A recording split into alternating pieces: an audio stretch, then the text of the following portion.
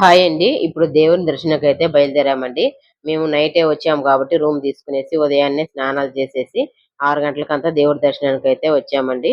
దేవుడికొచ్చేసి అర్చన, అరళి పువ్వు, పార్వతీదేవికి మొగలి రేకులు, తాళం పువ్వు ఇవన్నీ తీసుకునేసి అలాగే దేవుడి దర్శనానికైతే వచ్చామండి. ముందొచ్చేసి శివుడికైతే ఇచ్చామండి. గుళ్ళో అన్నారు అభిషేకం 9 గంటల పైన అని చెప్పారండి. సరేనని చెప్పేసి అన్నీ ఇచ్చేసి పువ్వు, అర్చన అన్నీ ఇచ్చేసి వచ్చామండి. తర్వాత పార్వతీదేవిని దర్శనం చేసుకున్నామండి. ఈ గుడికి ఎప్పుడు లేనిది మేము 3 సార్లయితే దర్శనమైతే చేసుకున్నామండి. మాకంత అదృష్టము. 3 సార్లు దేవుడిని మూడోసారి దేవుడిని బాగా దర్శనం చేసుకొని వచ్చామండి.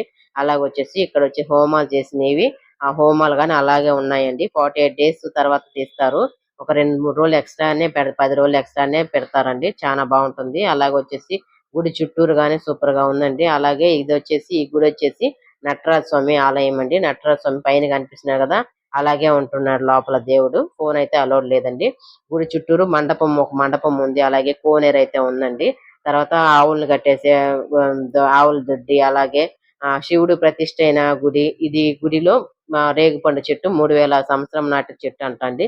చానా బాగుంది ఫ్రెండ్స్. రథం అయితే ఉంది. Okay friends. వీడియో గాని నచ్చిందంటే ఒక లైక్ ఇచ్చుకోండి. బాయ్.